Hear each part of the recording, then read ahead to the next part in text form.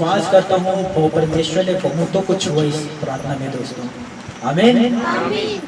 और मैं विश्वास दिलाना चाहता हूँ ये शुरुआत है, अभी हम इससे बड़े बड़े प्रभु के काम को देखने जा रहे हैं। हालेलुया। माह का पहला रविवार है, महीना का पहला रविवार, और अब सबको पता है कि वचन पर जाने से पहले हम सवाल के जवाब पर आते हैं। तो मैं आप सभी से कुछ सवाल करना चाहता हूं जिसके जवाब आपको देना होगा, बाइबल से संबंधित दोस्तों। हालेलुया।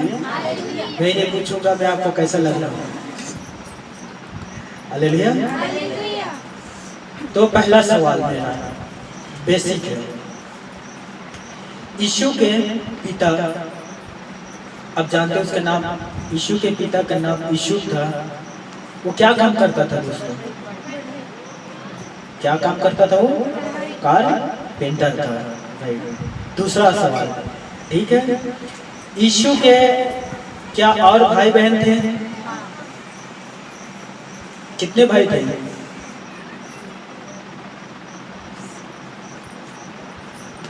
बताइए।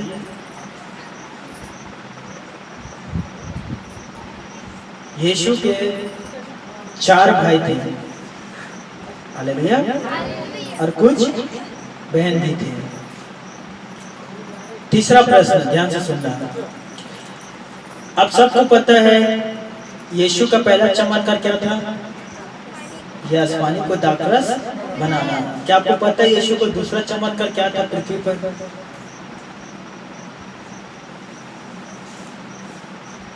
दूसरा चमत्कार क्या था दोस्तों? वही गलील पर ही उसने किया था दूसरा चमत्कार का।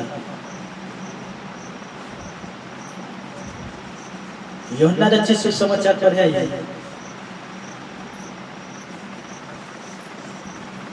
राजा के घर में काम करने वाले कर्मचारी था, उसका बेटा बीमार था, मरने पर था, उसके बेटे को जीवन दिया। ये दूसरा चमत्कार था जो यीशु ने किया था। हालेलुया। किसने किससे कहा? तैयार है आप? किसने कहा? अगेश्वर ने किससे कहा? आप सबसे। पहला किसने किससे कहा में से पहला सवाल, हे शाम को बच्चों तुम्हें किसने जता दिया कि आने वाले दंड से भगो? राइट। यूहन्ना ने किससे कहा था? फारिसी तो सही है, एक मिस्टेक है। हे शाम के बच्चों तुम्हें किसने बता दिया कि आने वाले दंड से भगो?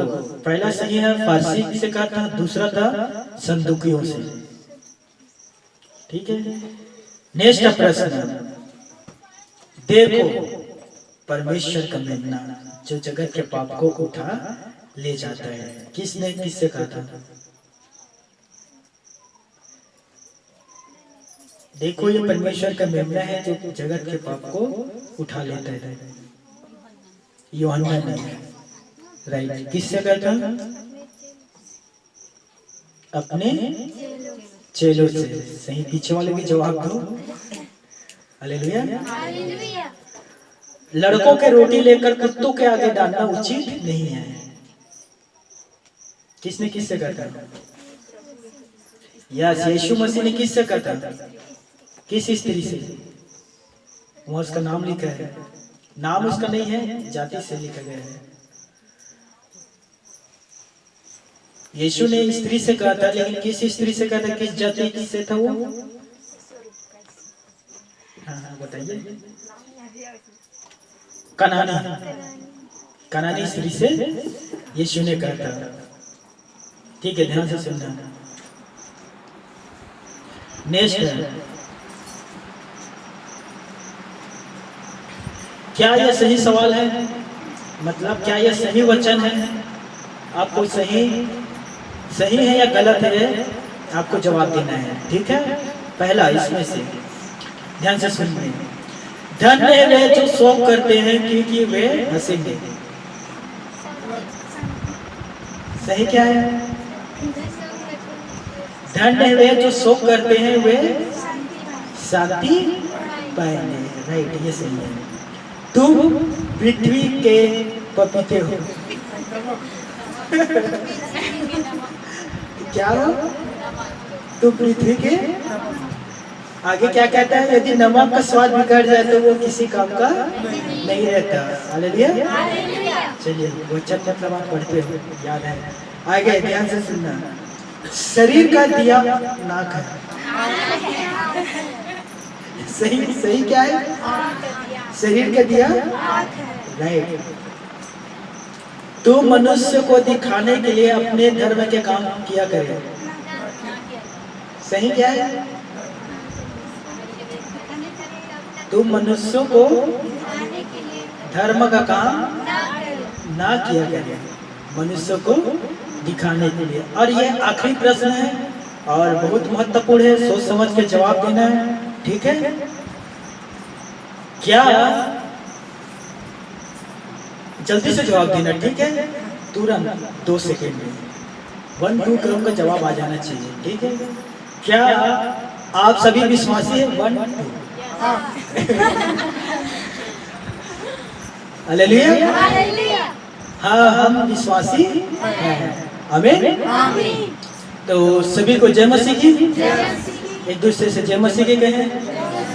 पिता परमेश्वर और हमारे उद्धारकर्ता प्रभु यीशु मसीह के जिंदा जलाल कुदूस नाम में मैं अनेश्वर वर्मा आप सभी का दिल से जगह पर स्वागत करता हूँ दोस्तों। और मैं आज बहुत खुश हूँ। इसके पीछे कारण है दोस्तों, एक ऐसा समय था जब भवन पर एक विश्वासी भी नहीं रहा करता था। लोग बीमारी से पीड़ित लोग आते थे, अपने लिए प्रार्थना करवाता था, अच्छा होकर यहाँ से वो चले जाते थे।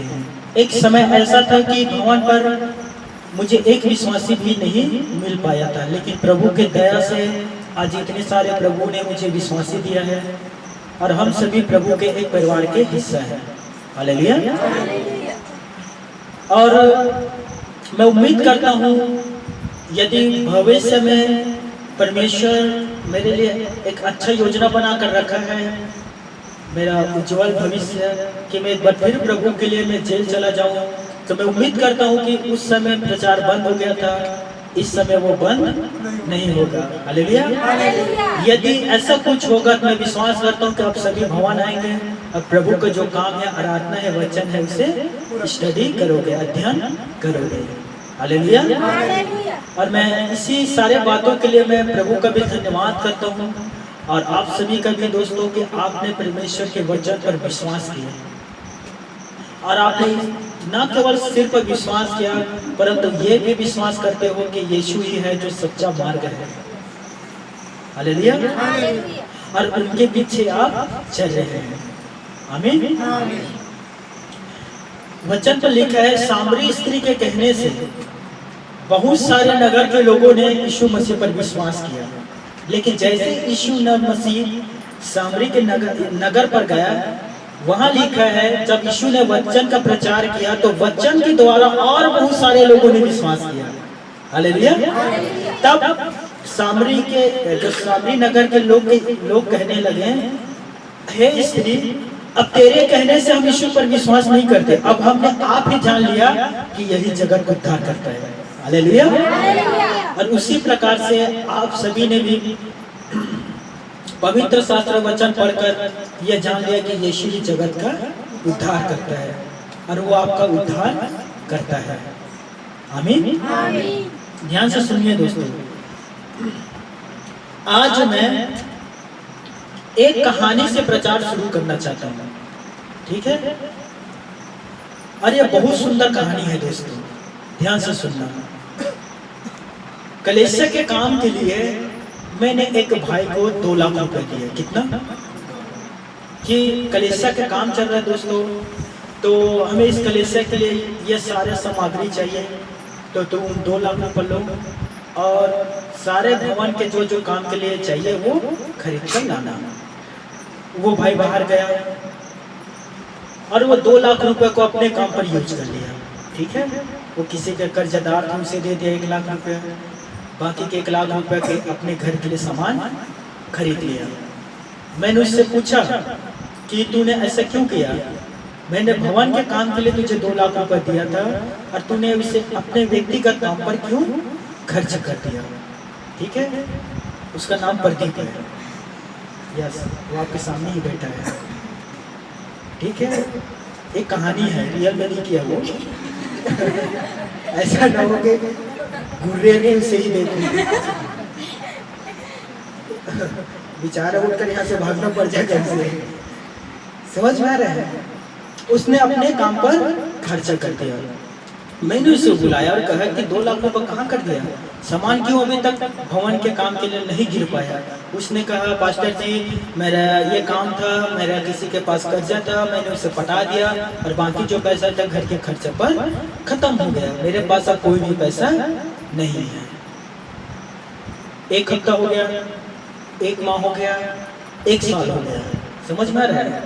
और वो पैसा वापिस नहीं किया। देखते देखते 10 साल भी हो गया। फिर मैंने एक दिन इसे बुलाया और कहा पैसा वापिस कर। उसने कहा मेरे पास पैसा नहीं है। तब मैंने इस प्रदीप से कहा ठीक है। मैं कलीसिया के 5-7 लोगों को बुलाया। कलीसिया के 5-7 लोगों से कहा, भाइयों से कहा, जाओ प्रदीप, उनके पत्नी, उनके बच्चों और उनके जितने संपत्ति सबको बेच दो। परमिला बहन ध्यान से सुनना, क्या करो? सबको बेच दो और बेच के जितने कर्ज है उसे चुका दो। ठीक है, इतना में प्रदीप कहने लगा, हे प्रभु के दास, दया कर, मुझ पर तरस खा, मैं कुछ दिन में सारे पैसा को भर दूंगा, मैं चुका दूंगा। तब मैंने कहा कोई बात नहीं, जा, तेरे जितना कर्ज है सब माफ हो गया। क्या कहा मैं? जितना कर्ज था 2 लाख रुपए का वो माफ हो गया। प्रदीप बहुत आनंद के साथ यहाँ से गए, प्रभु की महिमा करते हुए, भजन के गीत गाते हुए। हालेलुया। और जैसे ही अपने गांव पहुंचा, ये ध्यान से सुनना, इसे विकास भाई मिला। ठीक है, भाई भी बैठा है यहाँ। और इसने क्या किया? विकास के पास गया, विकास के कॉलर को पकड़ा और कहता मैंने तुझे 200 रुपए दिया था ना, मेरा 200 रुपए भी लौटा। समझ में आ रहा है क्या कह रहा है प्रदीप? 200 रुपए जो तुझे दिया था वो 200 रुपए मेरा अभी तुरंत इसी वक्त लौटा। मैं इधर उधर की बातें नहीं जानता। मांगने के समय तू कैसा मांग लिया, अब देने के समय पीछे हट रहा है। ऐसा कौन करता है? क्या मैं इसीलिए तुझे 200 रुपया दिया था? इतना ताना मारा उसे। समझ में आ रहा है? विकास कहता है मेरे भाई धीरज धर, मैं सब कुछ तुझे भर दूंगा। पर प्रदीप माना नहीं, उसके गला को दबाने लगा, जैसे गला को दबा देगा। समझ में आ रहा है? बहुत मुश्किल से विकास भाई ने कहा मैं सब भर दूंगा, क्योंकि गला दबा हुआ था। प्रदीप चढ़ाई करते गया, नहीं तुझे अभी के अभी देना होगा, मैं कुछ भी नहीं जानता। तब यह क्रोध में आकर विकास को क्या किया? पकड़ा और जेल में डाल दिया। जब तक तू तो पैसा वापस नहीं करेगा मैं तुझे जेल से बाहर जाने नहीं दूंगा। विकास कहते रहा मुझे वापस जाने दे, मुझे काम करने दे, मुझे घर का पालन पोषण करना पड़ता है। परंतु प्रदीप नहीं माना। ये सब चीज घटना को ना अरविंद देख रहा था, ये सारे घटना को कौन देख रहा था? अरविंद। वो बाइक स्टार्ट किया, समझ में 60 के स्पीड से मेरे पास आया। कितने की स्पीड? 60 की स्पीड से। बाइक को खड़ा भी नहीं किया, जमीन पर गिराया, दौड़ते हुए आया और कहा कि प्रदीप ने ऐसे ऐसे विकास के साथ व्यवहार को किया है। समझ में आ रहा है?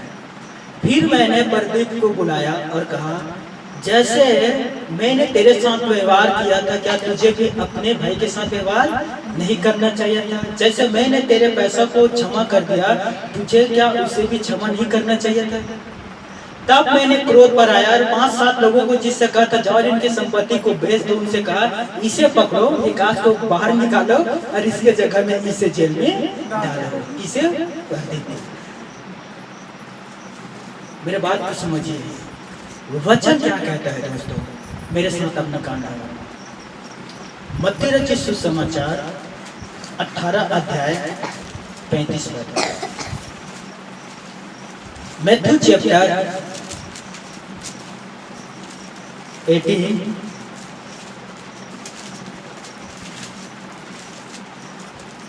निकालिए। मैथ्यू मत्ती रचित सुसमाचार 18 अध्याय 35 पद 35। ठीक है, सभी निकालिए, सभी निकालिए। 311 पृष्ठ पर है ये वचन। कहता है, मैं पढ़कर सुना रहा हूं, ध्यान से सुनना।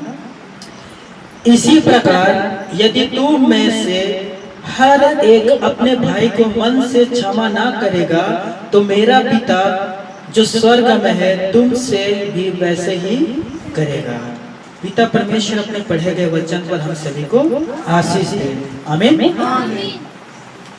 ये वही घटना है दोस्तों जो आप सभी समझ पाओ, इसीलिए मैंने कलीसिया के भाइयों का नाम लिया।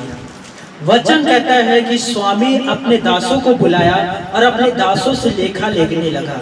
याद रखिए, वचन कहता है कि जिस दिन हम मरेंगे प्रभु परमेश्वर हम सभी से लेखा लेगा। समझ में आ रहा है? वचन कहता है हमारे हर एक कामों का, हमारे हर एक शब्द का जो हम बोलते हैं, उन सभी चीज के वो क्या करेगा? लेखा लेगा।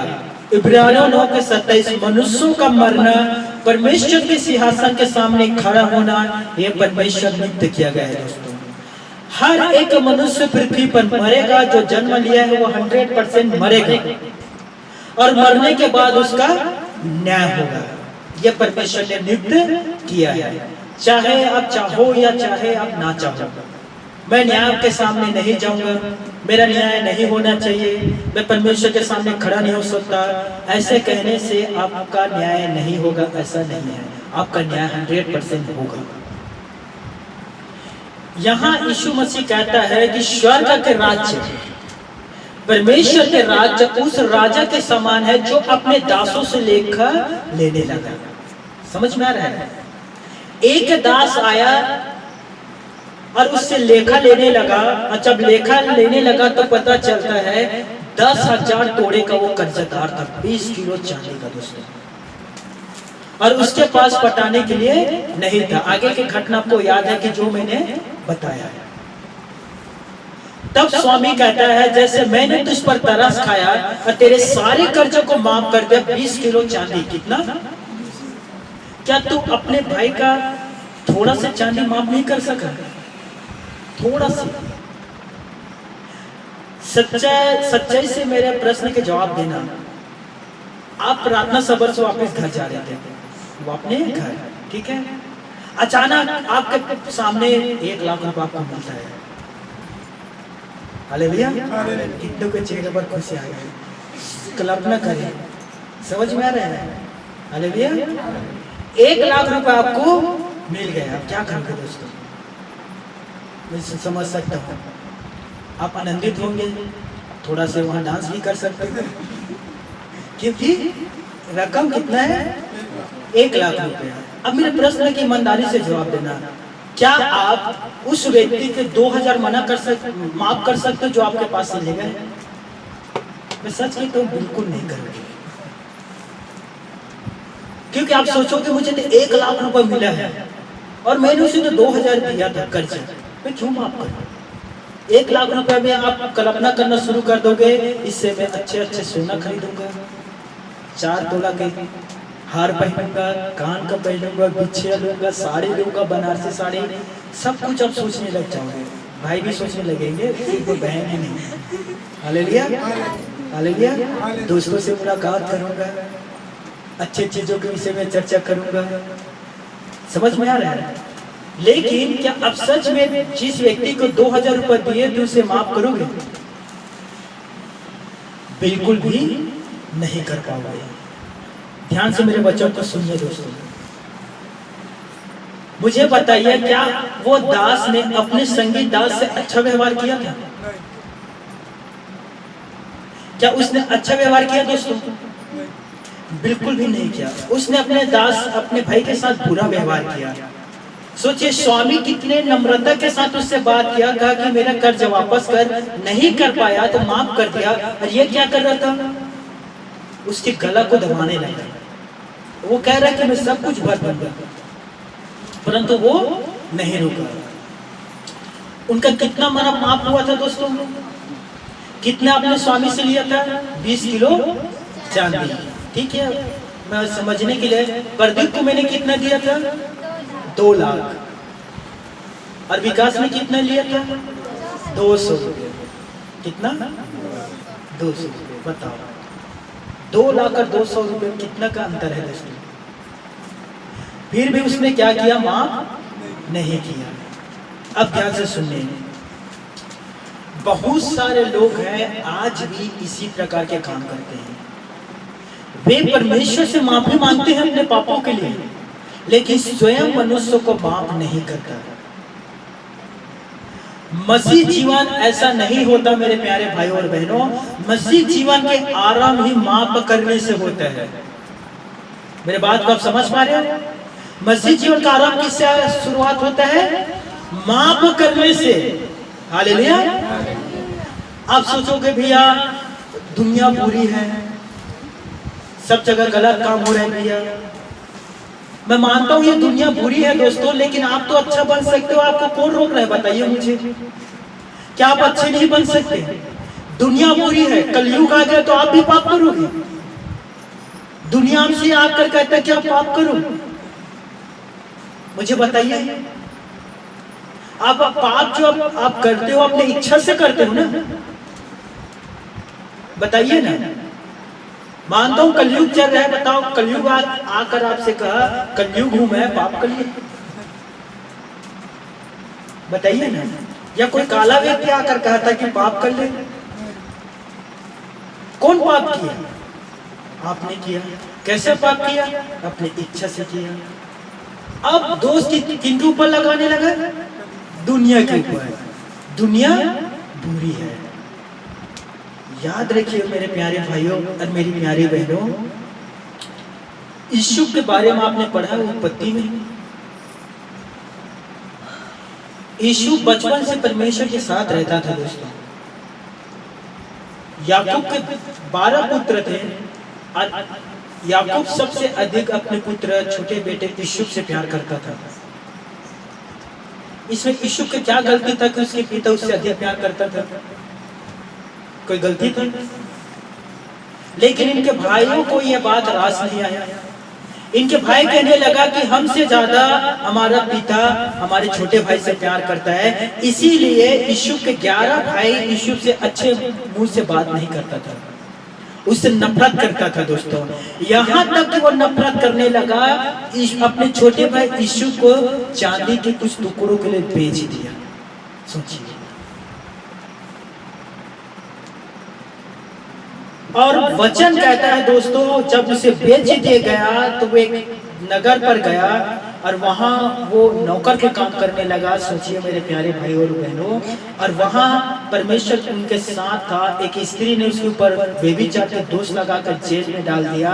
परमेश्वर जेल में भी उसके साथ था, परमेश्वर उसके साथ हमेशा था, जेल से बाहर निकाला। इसमें बताइए मुझे यूसुफ का क्या गलती था? कुछ गलती था उसका? एक बात जो यूसुफ में पाया दोस्तों, और मैं उसे पढ़कर मैं रोने लगा, जो आपको भी पढ़कर पता चल रहा होगा या पता नहीं आपको पता है या नहीं, यूसुफ के अंदर से प्यार और क्षमा खत्म नहीं हुआ था दोस्तों। 11 भाई यूसुफ से बेइंतहा नफरत करता था, उससे देखकर वो हमेशा बुरा बातें कहता था। लेकिन यूसुफ जो है अपने 11 भाई से बहुत ज्यादा प्यार करता था दोस्तों। समझ में आ रहा है? परमेश्वर किनके साथ था? यूसुफ के साथ, किनके 11 भाइयों के साथ? किसके साथ था दोस्तों? क्यों परमेश्वर यूसुफ के साथ था? मुझे बताओ। यस, क्यों परमेश्वर यूसुफ के साथ था? क्यों परमेश्वर यूसुफ के भाइयों के साथ नहीं था दोस्तों? मैं आपको बताता हूं क्यों परमेश्वर यूसुफ के साथ था। पहला, यीशु हमेशा अपने प्यार करने वालों से प्यार करता था, किसी से नफरत नहीं करता था दोस्तों। जिन भाइयों ने उसे बेच दिया उन भाइयों से बेनतिया प्यार करता था। वचन पर लिखा है जब अकाल पड़ा तब उनके भाइयों जो 11 भाई थे यीशु के पास आया। यीशु ने पहचान लिया कि यही मेरा भाई है जिन्होंने मुझे बेचा था। वो एक जगह ढूंढने लगा दोस्तों कि मैं कहां जाकर रो, क्योंकि अपने भाई के साथ वो उसके सामने रोना नहीं चाहता था, अपने आप को प्रकट नहीं करना चाहता था। सोचिए, वो एक स्थान देखना चाहता था जहां जाकर मैं अपने आंसू को बहाऊं। और वो अपने भाई के पास से दूर गया और एक कोठरी पर जाकर फुट फुट के रोने लगा, यही मेरा भाई है, मेरे भाई को इतने साल के बाद मैंने देखा। हालेलुया। और अपने भाई के लिए क्या करने लगा? रोने लगा। नफरत नहीं था दोस्तों कि क्यों मुझे इसने बेचा है। याद रखिए, यीशु उस समय मिस्र का प्रधानमंत्री था। एक आज्ञा से, एक कुंडली आज्ञा से यीशु के 11 भाई का मृत्यु हो सकता था। समझ में आ रहा है? लेकिन यीशु क्या कर रहा था? वो रो रहा था। एक बार नहीं, 2 बार नहीं, 3 बार नहीं, बाइबल पढ़िए, वो बार बार रोता था अपने भाई के लिए। Hallelujah, hallelujah. मेरे प्यारे भाइयों, मेरी बहनों, जिस दिन पता चला यीशु के 11 भाइयों को कि यही हमारा भाई है जिसे हमने बचपन में बेच दिया था, समझ में आ रहा है? तब वो सारे भाई इकट्ठे होते हैं, आपस में सम्मति करते हैं, विचारधारा करते हैं और कहता है कि निश्चित यीशु हमें जान से मार डालेगा, क्योंकि जितने बुराई हम यीशु के साथ किया था उन सारे बुराई के पलटा ये हमसे लेगा। और ये मिस्र का प्रधानमंत्री है, अब तो हम जीवित नहीं रहेंगे। तब एक दूत के द्वारा यीशु के भाइयों ने दूत के पास एक संदेश भेजा और वो दूत यीशु के पास जाकर कहता है, तेरे भाई कहता है कि हमने तेरे विरुद्ध पाप किया, हमने तुझे दुख पहुंचाया, हमने तुझे तकलीफ पहुंचाया, परंतु तू हमसे अच्छा व्यवहार कर। हालेलुया। यीशु वो संदेश को जैसे ही सुना वो फूट फूट कर फिर रोने लगा। दोस्तों ध्यान से सुनना, यीशु के 11 भाई यीशु के पास आया, उनके पैरों पर गिर गया और कहा कि आज से हम तेरे दास हैं। क्या कहा? यीशु उन्हें उठाता है, सीने से लगाता है और कहता है कि मैं परमेश्वर की जगह पर नहीं हूं, मेरा धन्यवाद ना करो। तुम लोगों ने मेरे विषय में बुराई की कल्पना किया, लेकिन परमेश्वर ने उसी बुराई पर भलाई की योजना निकाला। Hallelujah, hallelujah. समझ में आ रहा है क्यों परमेश्वर यीशु के साथ उनके भाई के साथ नहीं था दोस्तों? क्योंकि यीशु के हृदय ना माफ करने वाला था दोस्तों। वो उन बात को पकड़ कर नहीं रखता था दोस्तों जो बात को आप पकड़ कर रखते हैं। उन 2002 में किसने आपको क्या कहा था, ये अभी भी आपको याद आता है, राइट? मैं सच कह रहा हूँ, इन बहनों से पूछो, इन्हें जब जिस दिन इनका घर पर एंट्री हुआ था, इनका सास इनका स्वागत नहीं, अभी भी पता ही नहीं। मैं सच कह रहा हूँ, हमारे भाई से पूछो कि एक छोटे से जमीन के लिए हम दोनों भाई के बीच में लड़ाई हुआ था, उसने मुझे गाली दिया, थप्पड़ मार दिया, तो वो अभी भी अवसर ढूंढ रहा है कि कब मेरे छोटे जो सपूत थे बड़े हो, फिर हम लोग चढ़ाई करें। इन्हें सब पता है कि कौन सन में कौन इनके साथ क्या व्यवहार किया है। यीशु को देखिए दोस्तों, वो माफ कर दिया था, इसीलिए यीशु के साथ परमेश्वर था। अब मेरे प्रश्न का जवाब देना, क्या आपके साथ परमेश्वर है? बताइए, क्या आपके साथ परमेश्वर है? कबीरदास ने बहुत अच्छा दोहा कहा है दोस्तों, जहां दया तहां धर्म। क्या कहे? जहां पर दया है वहां धर्म है, जहां अहंकार है, अहंकार लोभ है, वहां पाप है, जहां क्षमा है वहां आप है, जहां पर दया भाव होता है वहां परमेश्वर हो रहता है दोस्तों, और जहां पर अहंकार रहता है वहां परमेश्वर नहीं रहता, जहां क्षमा रहता है वहां ईश्वर खड़े रहता है दोस्तों। हालेलुया। क्या आपके साथ परमेश्वर है? हम तो परमेश्वर से कहते हैं, परमेश्वर हमारे पापों को क्षमा कर, परंतु क्या आप अपने लोगों के पापों को क्षमा किए हैं? हम उससे क्षमा मांगते, लेकिन हम स्वयं क्षमा नहीं कर रहे। बताइए बड़ा। यूहन्ना के पहला पत्री 4:20, यदि कोई कहता है कि मैं परमेश्वर से प्रेम रखता हूं और अपने भाई से बैर रखता है तो वो झूठा है। क्यों वचन उसे झूठा ठहरा रहा है दोस्तों? यदि आप भी कहते हैं कि मैं ईश्वर से प्यार करता हूं और अपने भाई से बैर रखते हो तो आप झूठा हो। इसका अर्थ यह नहीं करना अपने सगा भाई से मैं प्यार रखता हूं। याद रखिए, हर पड़ोसी जो आपसे मुलाकात करता है वो आपका भाई है। Hallelujah, hallelujah. वचन जैसे कहता है उसे वैसे ही स्वीकार करना, तोड़ मरोड़ के नहीं। हालेलुया। यदि कोई कहता है कि मैं परमेश्वर से प्यार करता हूं और अपने भाई से बैर रखता है वो झूठा है, उसमें प्यार नहीं है। क्यों?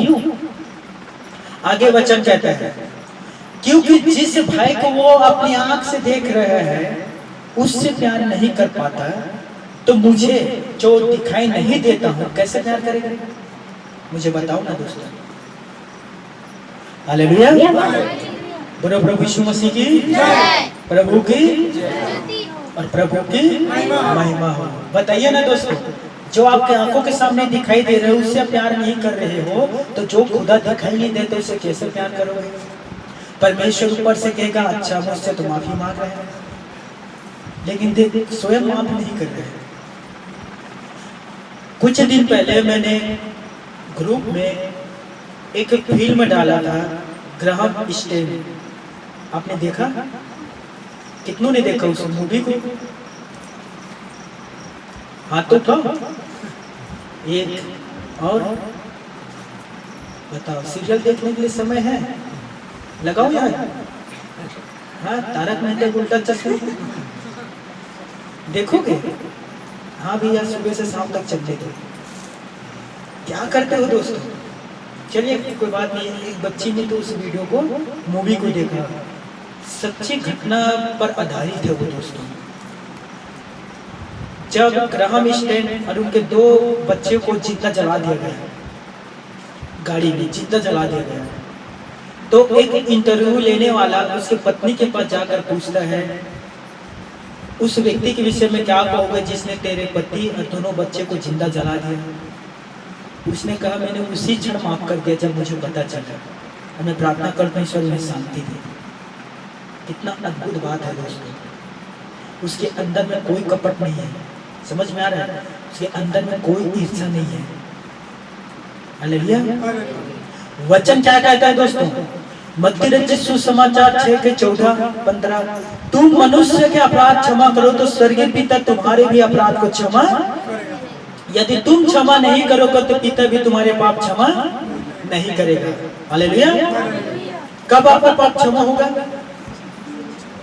जब आप दूसरे को भी क्षमा करोगे। और सोचिए, इससे बड़ा घटना आपके साथ कभी नहीं घटा होगा। उनके पति 2 बच्चों को जीवित जला दिया, फिर भी वो माफ कर दिया दोस्तों। यीशु को क्रूस में चढ़ाया गया, यीशु कहता है भी तो इन्हें क्षमा कर, नहीं जानते कि क्या कर रहे हैं। स्तिफनुस पर पथराव कर रहे थे, पत्थर से उसे मार रहा था। उसका आखिरी जैसे ही सांस आया, घुटना टेका और प्रार्थना की करता है, हे पिता इनके ऊपर ये दोष ना लगाना। हालेलुया। वो माफ करते करते मर गया दोस्तों। क्या आपके अंदर वैसे ही बिहेवियर, व्यवहार है? मुझे बताइए दोस्तों। मानता हूं आपके साथ कुछ लोग हैं जो अच्छा व्यवहार नहीं करता होगा। मैं भी मानता हूं कि वो आपसे सीधा मुंह बात नहीं करता होगा। ये भी मानता हूं कि वो आपका हमेशा निंदा करता होगा। ये भी मानता हूं कि आपके बारे में हमेशा वो गपशप, अफवाह के बातें करता होगा। परंतु मैं आपसे कहना चाहता हूँ, वो जो कुछ भी आपके विषय में करता है, मैं भी उनके विषय में वैसे ही करता हूँ। तो उनमें और हम में क्या अंतर है? उन संसारिक लोगों पर और हम मसीह लोगों पर क्या अंतर है फिर दोस्तों, यदि हम भी उनके जैसे हैं? बताइए ना। पतरस कहता है कि मैं चाहता हूँ कि तुम भले करने के कारण दुख उठाओ, ये बुरा करने के दुख उठाने से उत्तम है। हालेलुया। मैं भले काम के करने से दुख उठाऊंगा। मुझे बताइए, यीशु जो है क्यों दुख उठाया? क्या उसने कुछ बुराई किया था? कुछ भी, छोटा सा भी कुछ भी नहीं किया था, फिर भी वो दुख उठाया। हालेलुया। और मैं आज सच कहता हूँ, बहुत सारे हमारे कलीसिया के विश्वासी है, वो बुरा करने के कारण दुख उठाते हैं। समझ में आ रहा है? शैतान उनके सिर के ऊपर रहता है। सच कह रहा हूँ। अरमान आ जा, एक उदाहरण देता हूँ, आ जा, ध्यान से देखना कैसा बुरा करने के कारण दुख उठाते हैं। ठीक है, ये अरमान है, ठीक है, और इसके विपरीत इसके भाई सबीन ने बहुत बुरा भले से कहा, बहुत गंदा गंदा शब्द से इन्हें डांटा। ठीक है, और प्रभु यीशु इससे कहता है, मैं यीशु कह रहा हूँ कि अपने भाई को माफ कर दे। मैंने पत्रस से कहा था ना कि 7 के गुणा 70 बार क्षमा कर एक दिन में। ठीक है, मैं तुझसे कहता हूँ तू 80 बार क्षमा कर। ठीक है, मैं इस कान से इसे कह रहा हूँ, पवित्र आत्मा अर्थात मैं माफ कर दे। ठीक है, शैतान दूसरे कान से आकर कहता है तू कैसे माफ कर सकता है, देख कितना बुरा भला कहा, लोगों के सामने तुझे डांटा, तेरे लोगों के सामने अपमान किया, तू कैसे उसे माफ कर सकता है।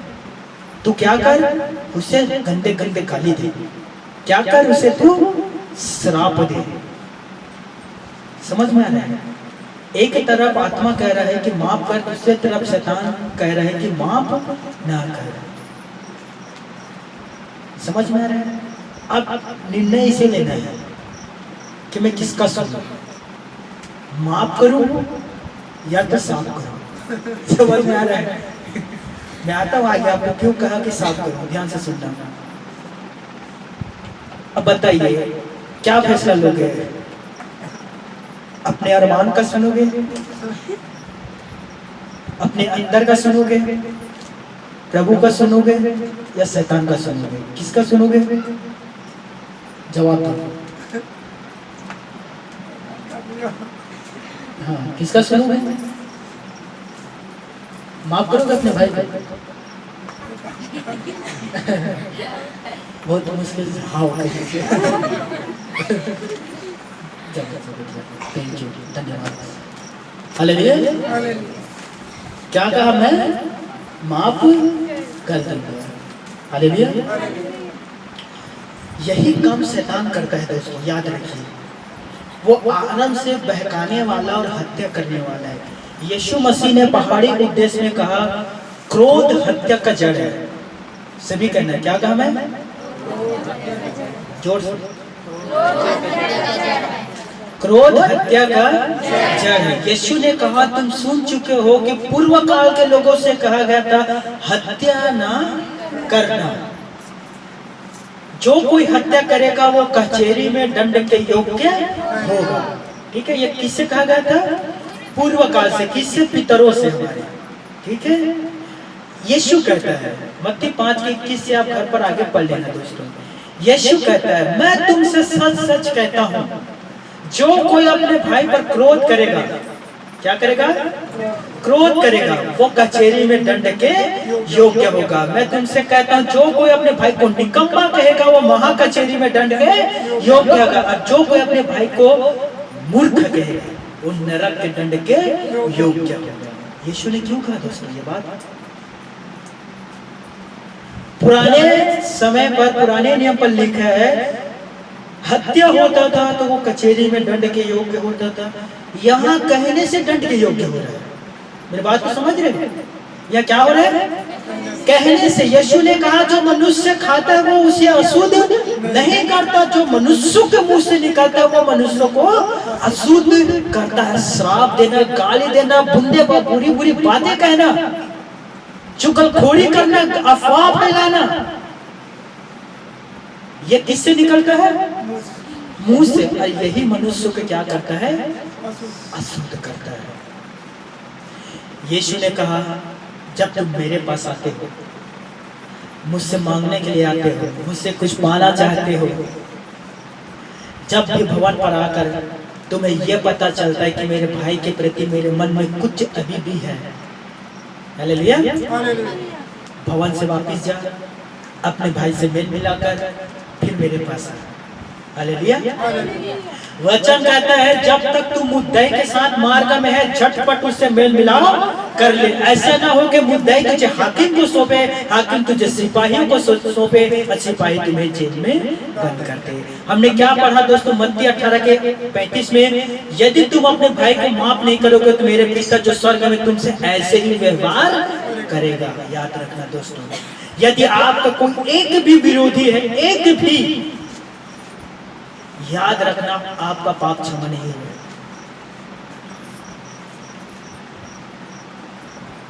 क्या आपके कोई विरोधी है दोस्तों? क्या यीशु मसीह ने प्रार्थना पर हमें नहीं सिखाया? जैसे हम अपने अपराधों को क्षमा करते हैं वैसे तू भी हमारे अपराध को क्षमा कर। पहले क्या आया दोस्तों, मुझे बताओ, पहले क्या आया प्रार्थना में? क्या कहता है वचन? जिस प्रकार हमने अपने अपराधों को क्षमा किया है वैसे तू भी हमें क्षमा कर। पहले हम क्षमा करेंगे तो वो हमें क्षमा करेगा। हालेलुया। यदि हम क्षमा नहीं करते तो फिर भूल जाओ, वो क्षमा करने वाले नहीं है। वचन पर लिखा है कि मैं जलन रखने वाला और जल उठाने वाला परमेश्वर हूं। हालेलुया। क्षमा करो तो तुम्हें भी क्षमा किया जाएगा, यदि क्षमा नहीं करोगे तो तुम्हें भी क्षमा नहीं मिलेगा। याद रख लीजिए दोस्तों, कितनों भी माफी मांग लो नहीं मिलेगा। हाँ, एक दिन और है, आग का ज्वाला, जहां पर आप जाओगे। समझ में आ रहा है मेरे प्यारे भाइयों और मेरी बहनों? क्या प्रभु यीशु ने हमें प्रार्थना में सिखाया माफ कर दो? प्रभु यीशु पतरस से कहता है 7 के गुना 70 बार क्षमा कर। प्रभु यीशु कहता है अपने अपराधों को क्षमा करो, मैं भी तुम्हें क्षमा करूंगा। क्या वचन पर नहीं कहता यीशु मसीह कि तुम सुन चुके हो कि कहा गया था अपने पड़ोसी से प्रेम रखना, अपने बैरियों से बैर। यीशु कहता है क्या तुम नहीं सुन चुके हो कि कहा गया था पूर्व काल के लोगों से आंख के बदला आंख और दांत के बदला दांत। परंतु यीशु क्या कहता है? मैं तुमसे कहता हूँ बुराई का सामना मत करना। मैं तुमसे कहता हूँ अपने पड़ोसी से नहीं, अपने पड़ोसी से ही नहीं परंतु अपने सताने वालों से भी प्यार करना। हालेलुया। क्या यीशु ने नहीं कहा है दोस्तों? क्या आपने ये वचन पर नहीं पढ़ा है दोस्तों? या मैंने ही सिर्फ वचन की स्टडी किया, आपने नहीं? हालेलुया। ध्यान से सुनना।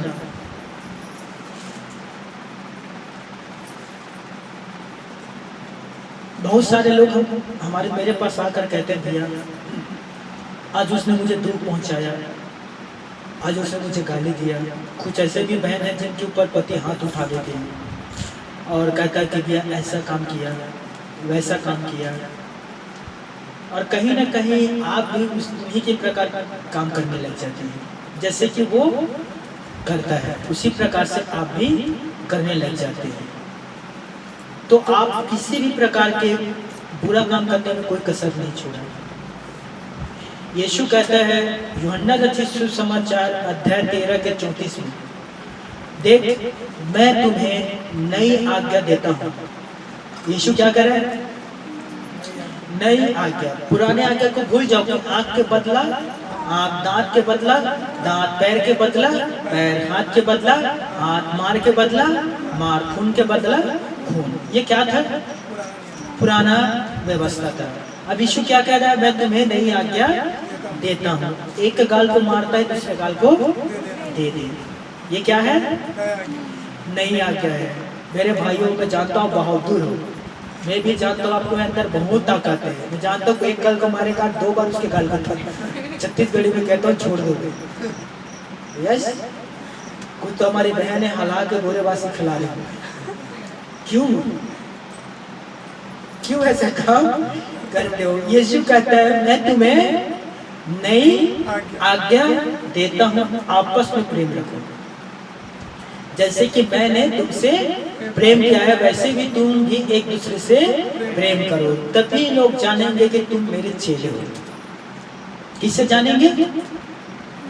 आपका उनसे अच्छा व्यवहार रखने से लोग जानेंगे कि आप प्रभु यीशु मसीह के चेले हो। बुरा लोगों को एक बात होता है, पता है आपको,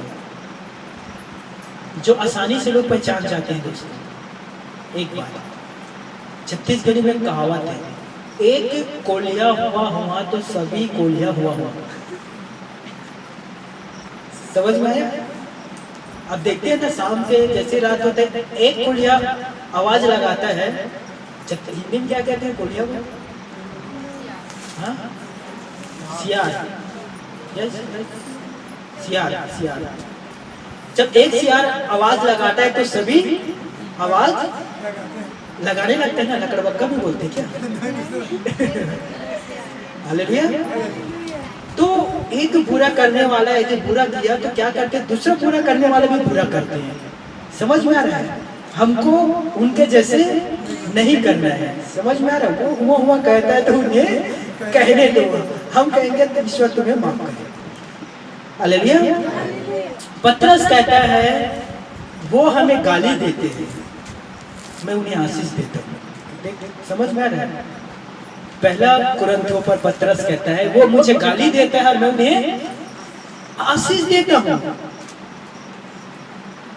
वो मुझे बदनाम करता है, मैं उनके लिए विनती करता हूँ। हालेलुया। पौलुस क्या कर रहा है दोस्तों? वो गाली दे रहे हैं और पौलुस उन्हें आशीष दे रहा है। कोई गंदा आपको गाली दे रहा है, आशीष दे। तुम बहुत बुरे हो, गंदे वर्ड कर रहे हैं, ईश्वर आपको और बहुत ज्यादा आशीष दे। ये आप भी कहो। हालेलुया। यदि कोई छत्तीसगढ़ी में आकर कहता है उठा के पटक दूं तो कहो कि परमेश्वर आपको और बहुत सारे बरकत दे। समझ में आ रहा है? पौलुस कहते वो मुझे गाली देते हैं, मैं उन्हें आशीष देता हूँ। वो मुझे सताते हैं, मैं सहता हूँ। वो मुझे बदनाम करते हैं, मैं उनके लिए प्रार्थना करता हूँ। हालेलुया। क्या आप प्रार्थना करते हैं दोस्तों अपने विरोधियों के लिए? बताइए दोस्तों, उनके लिए प्रार्थना करें और देखिए आपके प्रार्थना से उसके मन बदलेगा दोस्तों। वक्त लगता है, लगने दो। कहते हैं ना सब्र का फल मीठा होता है। हालेलुया।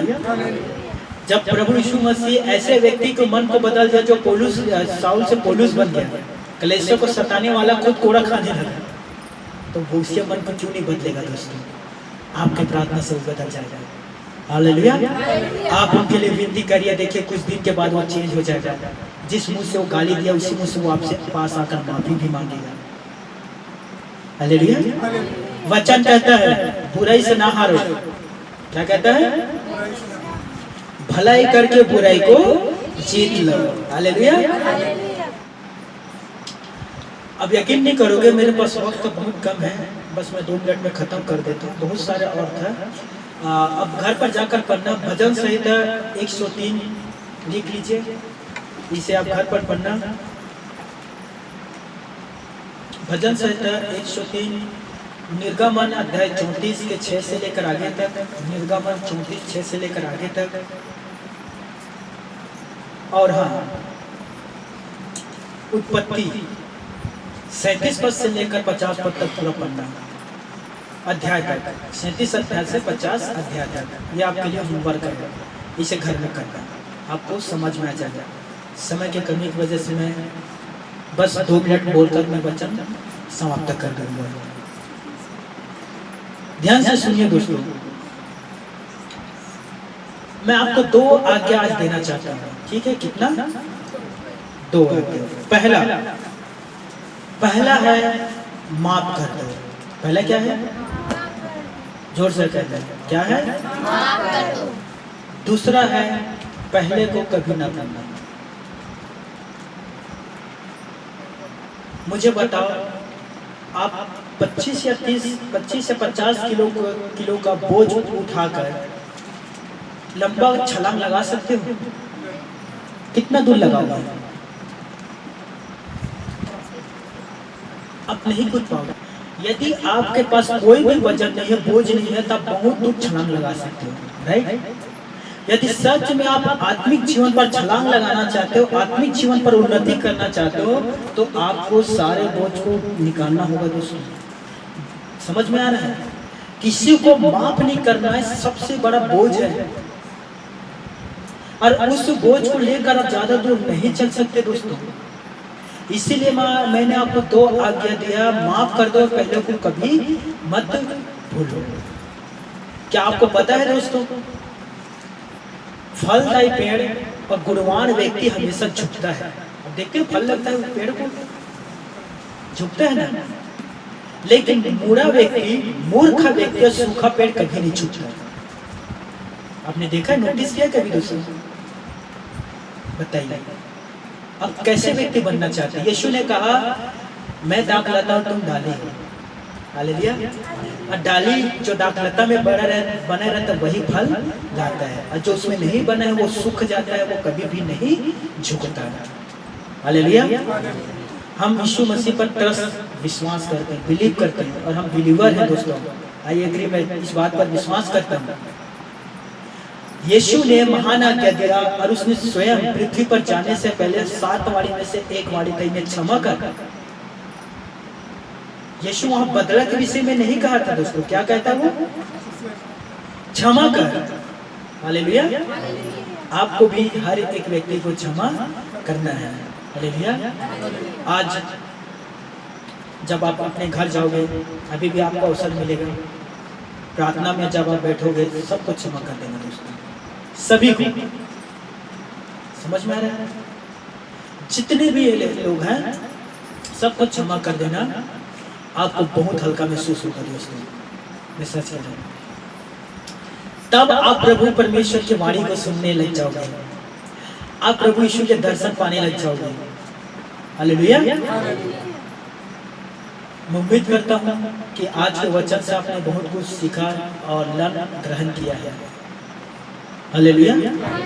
कितने लोग आज के वचन से सीख पाए? हाथ उठाना। आज का वचन का मुख्य उद्देश्य क्या था? और हाथ उठाना, कितने लोग क्षमा करोगे?